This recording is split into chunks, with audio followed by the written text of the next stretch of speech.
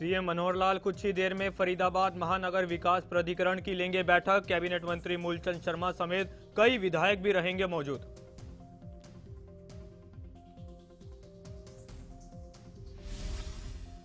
लोहारू में कृषि मंत्री जेपी दलाल का कांग्रेस पर निशाना। बोले कांग्रेस के नेता ही अपनी पार्टी को कर देंगे खत्म। आम आदमी पार्टी पर भी साधा निशाना।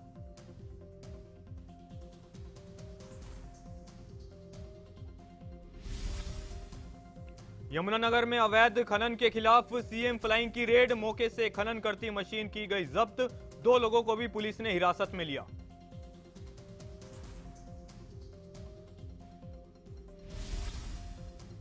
भ्रष्टाचार के घेरे में गिरी बल्लभगढ़ के खंड विकास अधिकारी प्रदीप कुमार। गांव चंदवाली के सरपंच के पिता और ठेकेदार ने लगाए आरोप। हरियाणा के पहले डिजिटल पार्क को विकसित करने के नाम पर धांधली।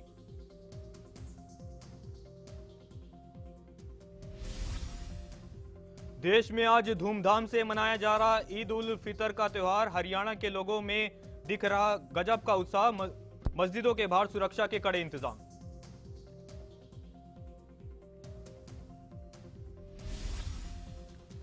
और देश और प्रदेश में कोरोना के मामलों में आई गिरावट। देश में 24 घंटे में 2568 नए केस आए सामने, तो हरियाणा में 459 नए केस दर्ज।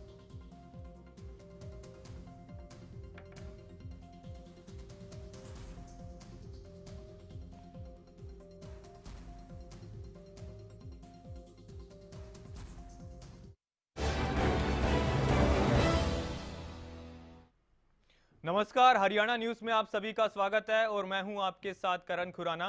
रुक करेंगे सुपरफास्ट 100 का।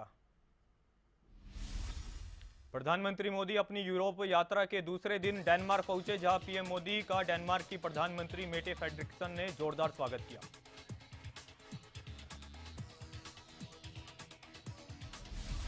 प्रधानमंत्री मोदी ने बर्लिन में भारतीय समुदाय के लोगों को संबोधित करते हुए कांग्रेस पर तंज कसा। पीएम ने कहा कि वो कौन सा पंजा था जो 85 पैसे भी खा जाता था।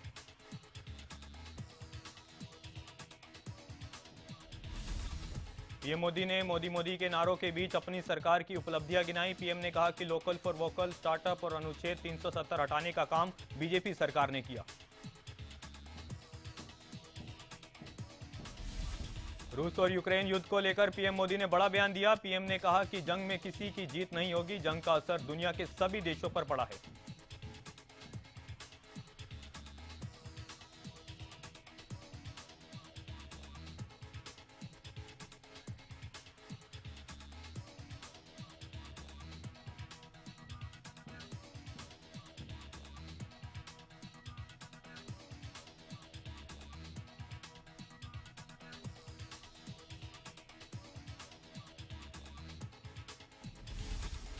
पीएम का इस साल का यह पहला विदेशी दौरा है। 4 मई तक चलने वाले इस दौरे के दौरान पीएम मोदी 3 यूरोपीय देश जर्मनी, डेनमार्क और फ्रांस जाएंगे।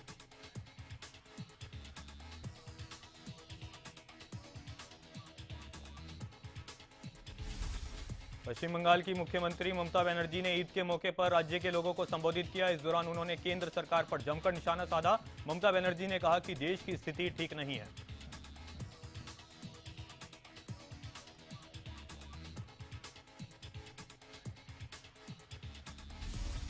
ममता बनर्जी ने कहा कि हमें डरना नहीं है, लड़ना है, अमन की बात करनी है। उन्होंने कहा कि पूरे हिंदुस्तान में बंगाल जैसी यूनिटी नहीं है।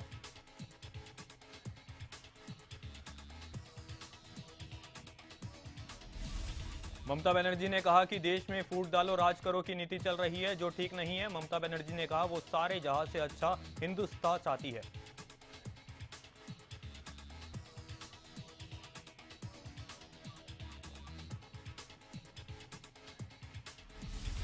जोधपुर के जालोरी गेट चौराहे पर धार्मिक झंडा बदलने पर बवाल हो गया, जिसके बाद उपद्रवियों से निपटने के लिए पुलिस को लाठीचार्ज करना पड़ा और आंसू गैस के गोले भी छोड़ने पड़े।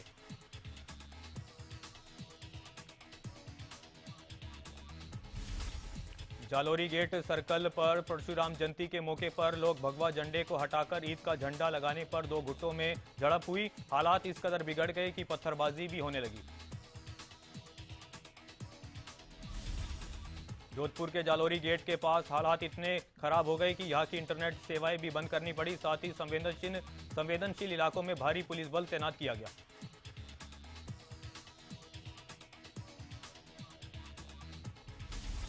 जोधपुर के बाद जम्मू कश्मीर के अनंतनाग में भी ईद की नमाज के बाद पत्थरबाजी हुई। प्रदर्शनकारियों ने सुरक्षा बलों पर पत्थर फेंके। घटना का एक वीडियो भी सामने आया है जिसमें कई लोग सुरक्षा बलों पर पत्थरबाजी करते हुए नजर आए। नमाज के कुछ समय बाद असामाजिक तत्वों ने आजाद कश्मीर के नारे भी लगाए।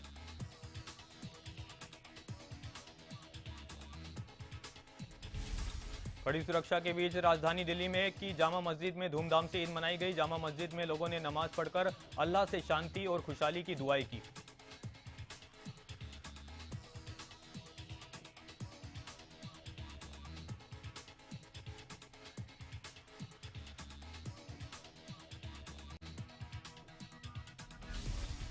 प्रधानमंत्री मोदी और कांग्रेस नेता राहुल गांधी समेत देश के कई नेताओं ने ट्वीट कर ईद की बधाई दी। पीएम मोदी ने कहा, यह शुभ अवसर हमारे समाज में एकता और भाईचारे की भावना को आगे बढ़ाएगा।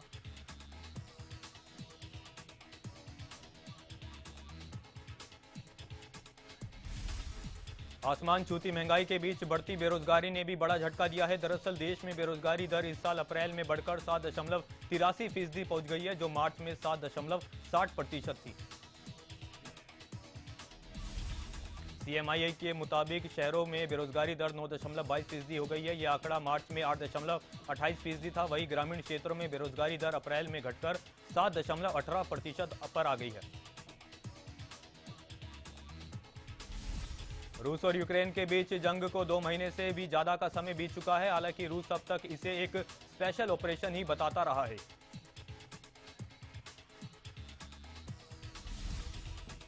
जंग के बीच अमेरिकी अधिकारियों ने बड़ी चेतावनी दी। अमेरिकी अधिकारियों ने कहा कि रूस 9 मई को यानी अपने विक्ट्री डे पर औपचारिक रूप से यूक्रेन के खिलाफ युद्ध का ऐलान कर सकता है।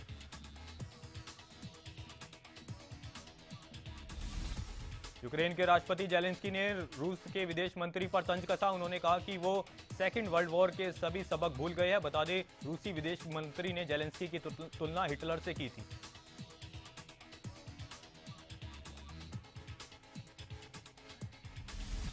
रूसी विदेश मंत्री ने कहा था कि हिटलर और जेलेंस्की दोनों नाजी हैं और उनमें यहूदी खून है। इस बयान पर इजराइल ने भी नाराजगी जताई थी।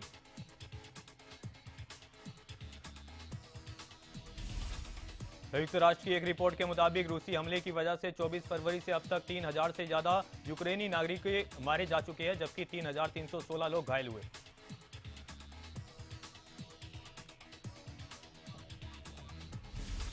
देश में कोरोना के मामलों में एक बार फिर गिरावट देखने को मिल रही है। पिछले 24 घंटे में कोरोना वायरस के 2568 नए केस सामने आए। कोरोना संक्रमण से बीते दिन 20 लोगों की मौत हुई, जबकि 2911 लोग ठीक भी हुए। कोरोना संक्रमण के नए मामलों की पुष्टि के बाद देश में अब कुल 19,000 से ज्यादा एक्टिव केस है।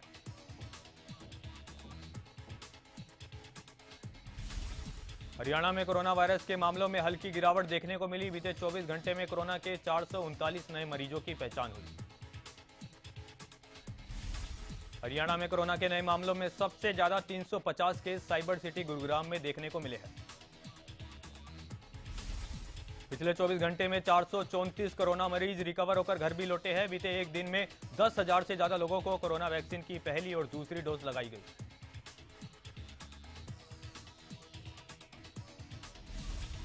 हरियाणा के मुख्यमंत्री मनोहर लाल फरीदाबाद दौरे पर पहुंचे, जहां सीएम ने पनहेड़ा खुर्द गांव में खड़े श्री बाबा अवधूत नाथ से मुलाकात की और मंदिर में माथा टेका।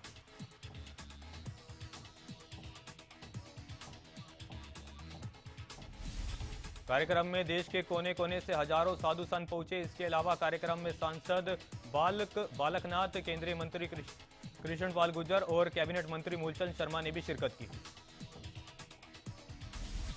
बिजली संकट को लेकर हरियाणा के बिजली मंत्री रणजीत सिंह चौटाला ने बड़ा बयान दिया। रणजीत सिंह चौटाला ने कहा कि अगले एक हफ्ते से पहले बिजली कट की समस्या का समाधान हो जाएगा।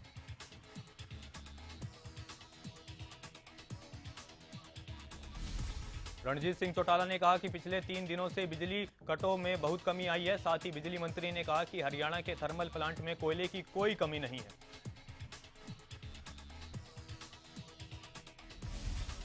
बिजली मंत्री ने कहा कि आज भी हरियाणा में 7,600 मेगावाट बिजली की आपूर्ति की जा रही है, जबकि नॉर्थ इंडिया में 12 राज्यों में बिजली की समस्या है।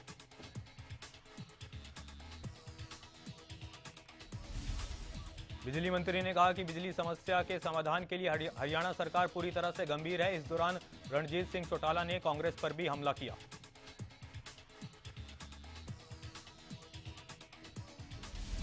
कृषि मंत्री जेपी दलाल ने लोहारू हलके के कई गांवों का दौरा किया और लोगों की समस्याएं सुनी। इस दौरान जेपी दलाल ने कांग्रेस पर भी जमकर निशाना साधा। जेपी दलाल ने कहा कि जनता को कांग्रेस पार्टी को खत्म करने की कोई जरूरत नहीं है। आज कांग्रेस के नेता ही अपनी पार्टी को खत्म करने में तुले हुए हैं।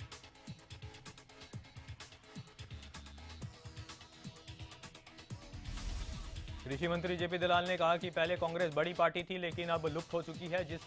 सिर्फ 2 राज्यों में ही कांग्रेस का शासन है और वहां भी आने वाले चुनाव में पार्टी के हाथ से सत्ता चली जाएगी। हरियाणा की राजनीति में एंट्री कर चुकी आम आदमी पार्टी पर भी जेपी दलाल ने हमला बोला। कृषि मंत्री ने कहा कि धरातल पर आम आदमी पार्टी ने अभी जन्म भी नहीं लिया है और किसी भी मोहल्ले में आपके कार्यकर्ता नहीं है। केंद्रीय मंत्री नितिन गडकरी फरीदाबाद के सेक्टर 13 में स्थित इंडियन ऑयल कॉरपोरेशन के आरडी सेंटर पहुंचे, जहां उन्होंने ईंधन बचाने के मुद्दे को लेकर अधिकारियों के साथ बैठक की। नितिन गडकरी ने आरडी सेंटर में आयोजित पौधारोपण कार्यक्रम में भी हिस्सा लिया। साथ ही उन्होंने कहा कि भारत को पेट्रोलियम क्षेत्र में भी आत्मनिर्भर बनाना बहुत जरूरी है। नितिन गडकरी ने प्लांट द्वारा बनाए गए सोलर कुकर का भी निरीक्षण किया। नितिन गडकरी ने कहा कि देश के लाखों जरूरतमंद लोगों को सोलर कुकर के जरिए मदद पहुंचाई जा सकती है। हरियाणा के मुख्यमंत्री मनोहर लाल ने देशवासियों को परशुराम जयंती की बधाई दी। सीएम ने ट्वीट कर कहा कि परशुराम जी की जयंती पर देश से बुराई का अंत करने का संकल्प ले।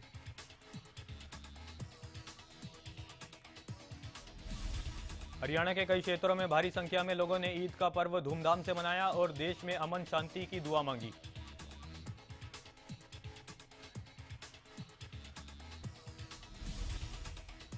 झज्जर की मस्जिद में हजारों की संख्या में मुस्लिमों ने ईद का त्योहार मनाया और सभी पुराने गिले शिकवे भुलाकर एक दूसरे को गले लगाते हुए दिखाई दिए।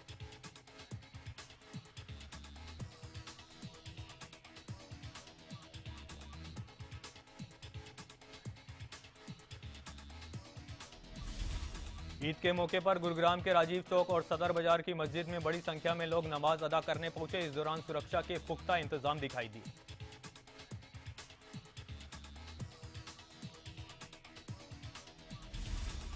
गुरुग्राम के राजेंद्र पार्क में परशुराम जयंती के मौके पर भगवा और तिरंगा यात्रा निकाली गई। इस यात्रा के दौरान लोगों ने प्रसाद भी बांटा।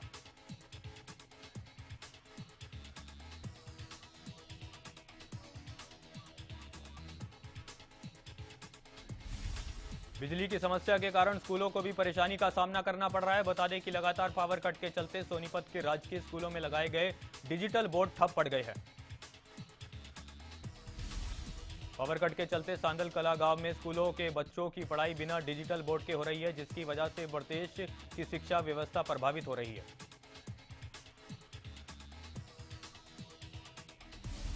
सांदल कला स्कूल की टीचर ने बताया कि उनके विद्यालय में 2 डिजिटल बोर्ड लगाए गए हैं, लेकिन बिजली की समस्या के चलते डिजिटल बोर्ड नहीं चल पा रहे हैं।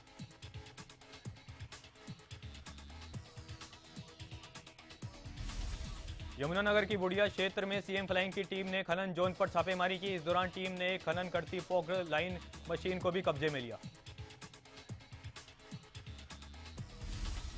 बुढ़िया क्षेत्र में अवैध रूप से खनन किया जा रहा था, जिसकी शिकायत मिलने पर टीम ने कार्रवाई की। वहीं सीएम फ्लाइंग की छापेमारी इतनी गुप्त थी कि स्थानीय पुलिस को भी इसकी भनक नहीं लग पाई।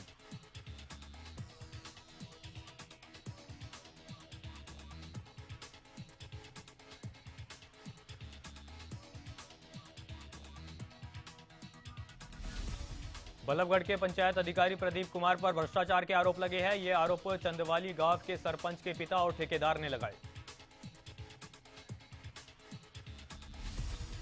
गांव चंदावली में हरियाणा का पहला डिजिटल पार्क बना था, जिसमें ठेकेदार ने काम किया, लेकिन उनकी पेमेंट की एवज में बीडीपीओ ने उनसे रिश्वत मांगी। रिश्वत नहीं दी गई तो उन्हें उनके बिलों को रोक दिया गया। पेमेंट नहीं मिलने से ठेकेदार में भारी रोष देखने को मिला। ठेकेदारों ने कहा कि उन्होंने पूरा काम बड़ी शिद्दत के साथ किया था, लेकिन अब तक उनकी पेमेंट फंसी हुई है।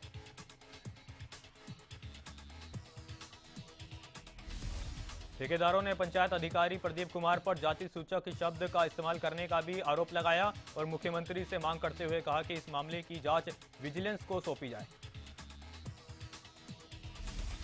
भारतीय किसान यूनियन चडोनी ग्रुप के किसानों ने लघु सचिवालय के बाहर प्रदर्शन किया। इस दौरान किसानों ने गेहूं की फसल की कम पैदावार होने के चलते मुआवजे की मांग की। किसानों ने कहा कि इस बार गेहूं की फसल मौसम की वजह से कम हुई है, इसके लिए उन्हें 500 रुपए क्विंटल के हिसाब से मुआवजा दिया जाए।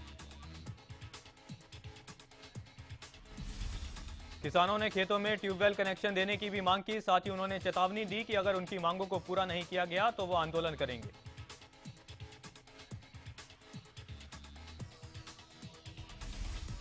यमुनानगर में अपनी मांगों को लेकर भारतीय किसान यूनियन ने जिला सचिवालय के बाहर प्रदर्शन किया और प्रशासन के खिलाफ जमकर नारेबाजी की।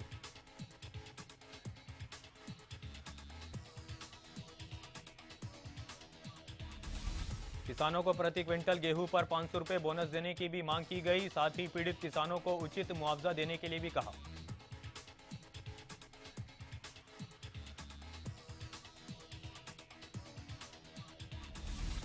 किसानों ने आरोप लगाया कि सरकार किसानों को मारने में तुली हुई है। उन्होंने कहा कि आगजनी की घटना से न सिर्फ नुकसान हो रहा है बल्कि कई जगह किसानों की मौत भी हुई है।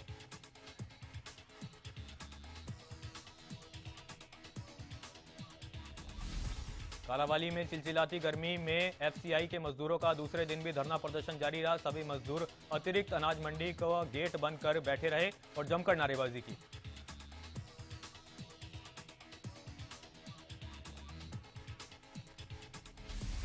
मजदूरों ने कहा कि कालाबाली से गेहूं बाहर के गोदामों में भेजा जा रहा है, जबकि कालाबाली में गेहूं के गोदाम फ्री है। उन्होंने काम नहीं मिल रहा है, बच्चे भूखे होने की कगार पर पहुंच चुके हैं।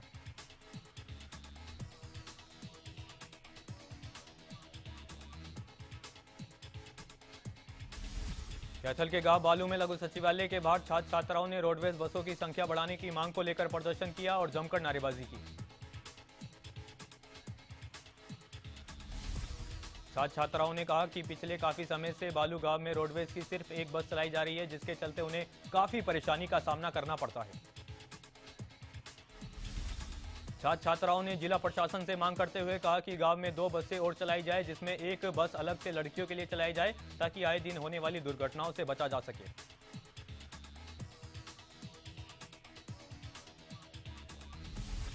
रतिया सिटी थाने के आगे धरने पर बैठे प्रदर्शनकारियों ने देर रात अपना धरना स्थगित कर दिया। डीएसपी के आश्वासन के बाद प्रदर्शनकारियों ने धरना स्थगित किया।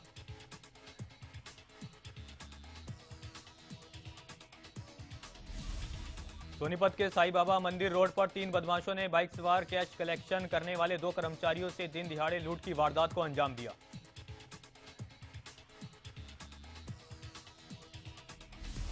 पानीपत के डिडाल गांव में खेत में सो रहे एक युवक की संदिग्ध परिस्थितियों में हत्या कर दी गई। मृतक के परिजनों ने ससुराल वालों पर हत्या का आरोप लगाया।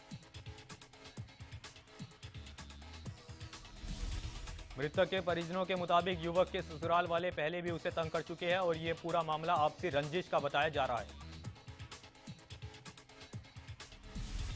मामले की जांच कर रहे समालखा थाने के एसएचओ नरेंद्र कुमार ने बताया कि फिलहाल इस मामले में मृतक के भाई के बयान पर ससुराल पक्ष के लोगों के खिलाफ मामला दर्ज कर जांच शुरू कर दी गई है।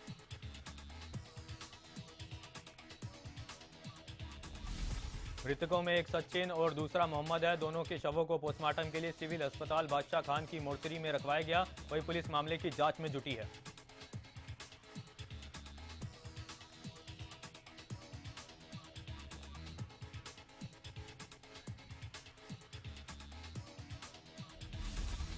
गुरुग्राम में तेज रफ्तार स्कूल बस ने ट्रैक्टर ट्रॉली को पीछे से टक्कर मार दी। हादसे में स्कूल बस का अगला हिस्सा पूरी तरह से क्षतिग्रस्त हो गया।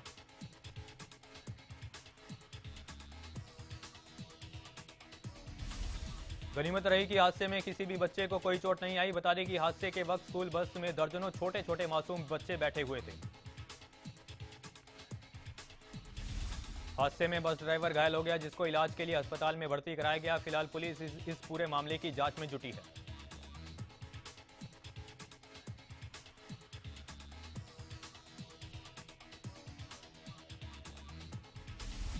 गोहाना में एक बुजुर्ग महिला के साथ लूटपाट के मामले में पुलिस ने 3 आरोपियों को गिरफ्तार किया। इसी के साथ पुलिस ने आरोपियों को कोर्ट में पेश कर रिमांड में लेने की तैयारी शुरू कर दी है।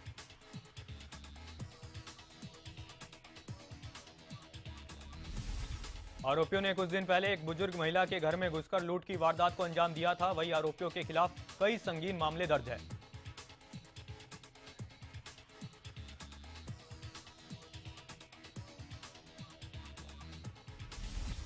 बहादुरगढ़ के विकास नगर में एक युवक की गला रेतकर हत्या कर दी गई। बता दें कि 4 दिन पहले ही युवक किराए के मकान में शिफ्ट हुआ था। बंद कमरे से बदबू आने पर पड़ोसियों ने दरवाजा खटकाया और युवक की हत्या की जानकारी पुलिस को दी। फिलहाल मृतक की पहचान अभी नहीं हो पाई है।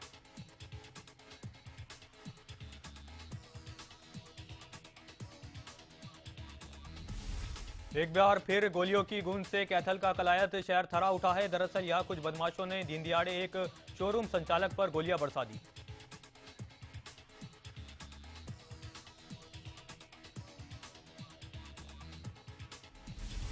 शोरूम संचालक ने भी अपनी आत्मरक्षा में बदमाशों पर गोलियां चलाई, जिसके बाद बदमाश मौके से फरार हो गए। वहीं ये पूरी वारदात सीसीटीवी कैमरे में कैद हो गई है, जिसके आधार पर पुलिस जांच में जुट गई है।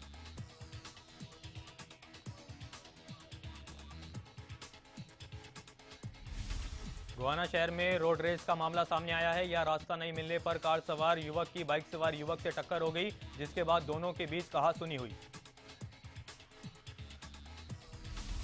कहासुनी के दौरान कार सवार युवक ने बाइक सवार युवक पर चाकू से हमला कर दिया और मौके से फरार हो गया। इसके बाद सूचना मिलते ही मौके पर पहुंची पुलिस ने मामला दर्ज कर लिया है। घायल को जिला अस्पताल में इलाज के लिए भर्ती कराया गया। फिलहाल पुलिस ने घायल के बयान पर मामला दर्ज कर लिया है और आरोपी की तलाश शुरू कर दी है। जजर की बेरी गेट में स्थित कत्था फैक्ट्री में अमोनिया गैस का डिस्ट्रॉय किया गया, जिसके लिए प्रशासन ने चंडीगढ़ और दिल्ली से टीम बुलाई।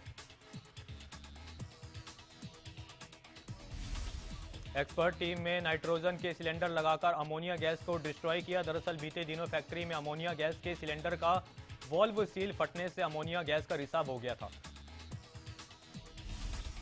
सिरसा के बाईपास रोड पर एक चलती कार में अचानक आग लग गई। आग की सूचना मिलते ही दमकल की गाड़ी मौके पर पहुंची और आग पर काबू पाया।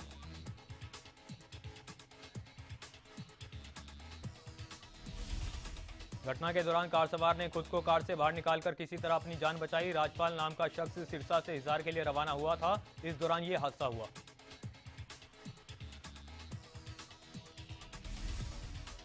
अमेरिका के राष्ट्रपति जो बाइडेन ने दुनिया भर में मुस्लिमों के हालात पर चिंता जताई। बाइडेन ने कहा कि दुनिया भर में मुसलमान हिंसा का शिकार हो रहे हैं।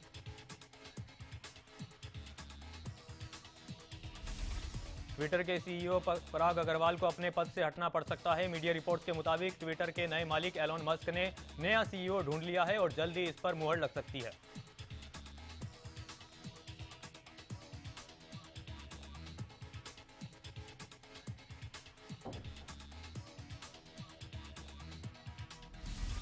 पाकिस्तान की सूचना मंत्री मरियम औरंगजेब ने इमरान खान को लेकर बड़ा खुलासा किया। उन्होंने कहा कि पूर्व पीएम इमरान खान सत्ता जाते ही अपने साथ 15 करोड़ रुपए की सरकारी कार ले गए।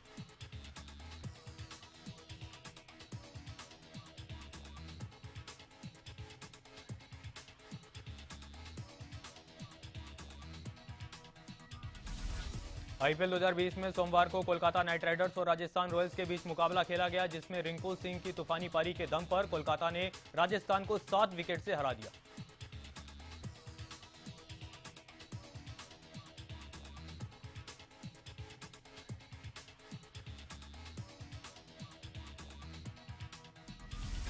सोमवार को राजस्थान रॉयल्स और कोलकाता नाइट राइडर्स के बीच हुए मुकाबले के दौरान युजवेंद्र चहल की पत्नी धनश्री वर्मा स्टैंड में मौजूद रही। मैच के दौरान धनश्री का रिएक्शन देखने लायक था, जो सोशल मीडिया पर वायरल हो रहा है। आईपीएल खत्म होने के बाद साउथ अफ्रीका की टीम भारत के साथ 5 मैचों की टी20 सीरीज खेलेगी। इस सीरीज का आयोजन भारत के 5 शहरों में 9 जून से 19 जून के बीच होगा।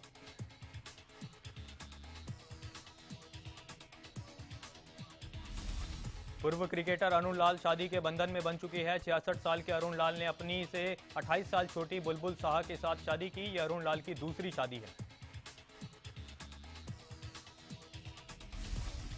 अरुण लाल ने अपनी पहली पत्नी की सहमति के बाद ही दूसरी शादी की। अरुण लाल और बुलबुल काफी समय से एक दूसरे को जानती है। दोनों ने पिछले महीने ही कथित तौर पर सगाई की थी।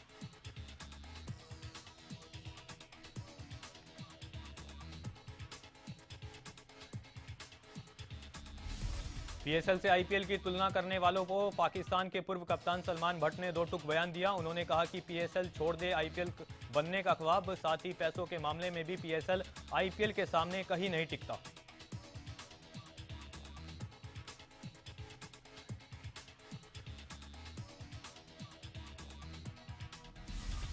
अनुपम खेर ने अनिल कपूर के साथ अपना एक वीडियो शेयर किया जिसमें दोनों एक साथ बैठकर बात करते हुए दिखाई दिए। वीडियो शेयर करते हुए अनुपम खेर ने बताया कि वो अनिल कपूर के साथ फिल्म आरआर देखने के लिए थिएटर पहुंचे थे।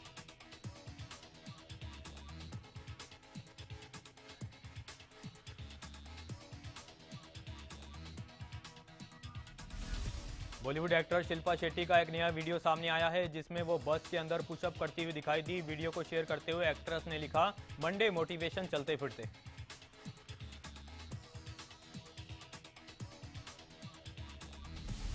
टीवी एक्ट्रेस उर्फी जावेद ने एक वीडियो सोशल मीडिया पर शेयर किया जिसमें वो जावेद अली के गाने ईद हो जाएगी पर डांस करती हुई दिखाई दी। इस दौरान फैंस ने उन्हें ईद की मुबारकबाद दी।